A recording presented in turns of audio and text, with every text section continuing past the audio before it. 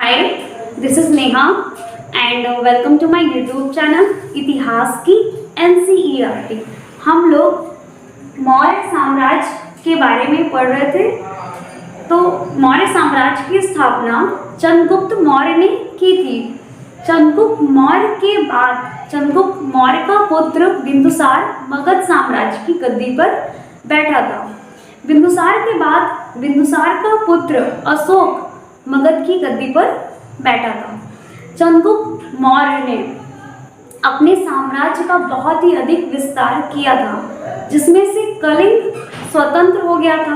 अब अशोक के सामने कलिंग की विजय करना एक बहुत ही बड़ी चुनौती बन गई थी। अशोक कलिंग की विजय करना चाहता था। आज हम लोग अशोक की कलिंग विजय के बारे में पढ़ेंगे। तो कलिंग का बहुत बड़ा युद्ध होता है और उस युद्ध में बहुत सारे लोग मारे जाते हैं और बंदी भी बनाए जाते हैं। अशोक को जब यह सूचना उसके सेनापति द्वारा मिलती है कि इस युद्ध में, कलिंग के युद्ध में लगभग 1 लाख से अधिक लोग मारे गए थे और लगभग 1.5 लाख लोग बंदी बनाए गए थे, इससे अशोक बहुत ही ज़्यादा परेशान हो जाता है। अशोक के मन में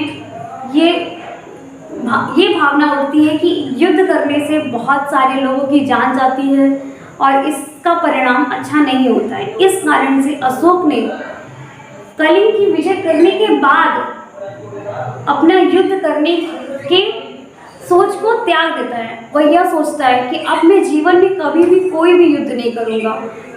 इसके पहले पूरे इतिहास में ऐसा कोई भी राजा नहीं था जिसने किसी युद्ध को जीतने के बाद युद्ध ना करने का फैसला किया हो। अशोक पूरे इतिहास में पहला सम्राट था जिसने कलिंग की विजय करने के बाद यह फैसला लिया कि वह जीवन में कोई भी युद्ध नहीं करेगा। उसने अपने मन को शांत करने के लिए बहुत ज़्यादा कोशिश की। अशोक ने इसके लिए अशोक बुद्ध के शरण में भी गया। उसने लोगों को बहुत सारी शिक्षा दी, अपने धर्म को फैलाने के लिए बहुत कोशिशें की। अशोक में बहुत ज़्यादा परिवर्तन आने लगा। अशोक अपने इस विचार को लोगों तक पहुंचाना चाहता था। इस कारण से अशोक में कई परिवर्तन आए। अशोक ने अपना सारा ध्यान लोगों की भलाई करने, लोगों की खुशी, इन सारी चीज़ों में लगा दिया। यात्रियों की सुविधाओं के लिए उसने विश्राम गृह और पशुओं के लिए चिकित्सालयों की भी व्यवस्था कराई। अशोक ने स्तंभ बनवाए, शिलाओं एवं गुफाओं पर संदेश भी लिखवाए और खुदवाए। इसके साथ ही अशोक ने अपने राज्य में जगह जगह खंभों के ऊपरी और कहीं ऊपरी सिरों पर बैल, कहीं हाथी और कहीं सिंह भी बनवाए। इसके बाद अशोक ने अपने धर्म का प्रचार कई तरीके से किया। धम्म को धर्म भी कहा गया। अब हम लोग अशोक का धम्म के बारे में पढ़ेंगे। तो धर्म का धम्म, ये जो धम्म है, धम्म का हम धर्म भी कहते हैं। धम्म का अर्थ होता है धर्म। अशोक ने अपना धर्म का प्रचार प्राकृत भाषा में किया। प्राकृत भाषा लोगों की बोलचाल की भाषा थी, जो लोगों के समझ में भी आती थी। इसके साथ ही अशोक ने अपने धर्म के प्रचार के लिए धम्म महामात्रों की नियुक्ति की, जिसने अशोक के धम्म को बहुत दूर तक फैलाया। अशोक स्वयं राज्य में दूर दूर तक जगह जगह की दौरा करते थे। अशोक ने अपने राज्य में जगह जगह चट्टानों पर लंबे सुंदर चमकाए हुए पत्थर से बड़े खंभों पर अपने संदेश को गड़वाया। इसके साथ ही इन खंभों पर वहाँ के अधिकारियों व लोगों के लिए अपने संदेश भी लिखवाएं, ताकि लोग उनकी बातों पर ध्यान दे सकें। और इसके साथ ही अशोक ने अपने स्तंभ में यह लिखवाया कि हर किस्म के लोगों पर युद्ध का बुरा प्रभाव पड़ता है। इससे मैं बहुत दुखी हूँ। इस युद्ध के बाद मैंने मन लगाकर धर्म का पालन किया है और दूसरों को भी यही सिखाया है। इसके बाद अशोक ये भी लिखता है कि मैं मानता हूँ कि धर्म से जीतना युद्ध से जीतने से बेहतर है। मैं यह बातें खुदवा रहा हूँ ताकि मेरे पुत्र और पौत्र भी युद्ध करने की बात ना सोचे और धर्म फैलाने की बात सोचे।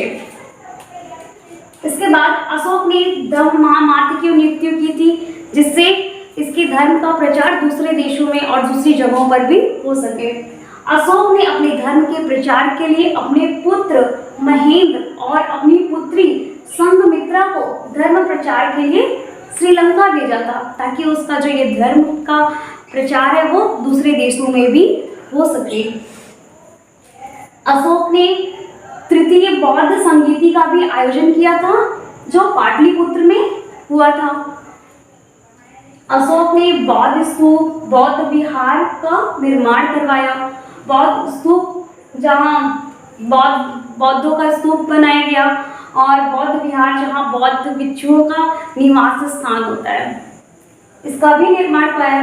अशोक ने सांची स्तूप का निर्माण कराया, और इसके साथ ही जो हमारा आज वर्तमान में राज्य चिन्ह है, इसे अशोक ने ही बनवाया था, जिसमें 4 सिंह पीठ से पीठ सटाए हुए बैठे हैं। इसे अशोक ने सारनाथ स्तंभ से, ये जो हमारा राज्य चिन्ह है, ये अशोक ने ही बनवाया था। और ये हमारा राज्य चिन्ह कहाँ से लिया गया था? सारनाथ स्तंभ, अशोक से ही लिया गया है। अशोक के सारनाथ स्तंभ से हमारा राज्य चिन्ह लिया गया है। अब हम लोग मौर्य साम्राज्य का पतन कैसे हुआ ये पढ़ लेंगे। तो कोई भी साम्राज्य, चाहे वो मौर्य साम्राज्य हो, चाहे कोई और भी हम लोग पढ़ेंगे, कोई भी साम्राज्य, उसका पतन होने का सबसे बड़ा कारण होता है आयोग उत्तराधिकारी। किसी भी राज्य का पतन उसके आयोग उत्तराधिकारी के कारण ही होता है। साम्राज्य कितना भी बड़ा क्यों ना हो, अगर उसके उत्तराधिकारी सही नहीं है तो उस साम्राज्य का पतन होना तय है। तो इस कारण से मौर्य साम्राज्य का भी पतन उसके आयोग उत्तराधिकारी के कारण ही हुआ। जो मौर्य साम्राज्य वंश का अंतिम शासक था बृहदत्त, इसकी हत्या पुष्यमित्र शुंग मौर्य साम्राज्य का सेनापति था। इसने बृहदत्त की हत्या कर दी, इससे मौर्य साम्राज्य का पतन हो गया। और इसके बाद पुष्यमित्र शुंग ने बृहदत्त की हत्या करके मौर्य साम्राज्य का पतन करके अपने एक नए साम्राज्य शुंग वंश की स्थापना की थी, जिसको हम लोग आगे पढ़ेंगे।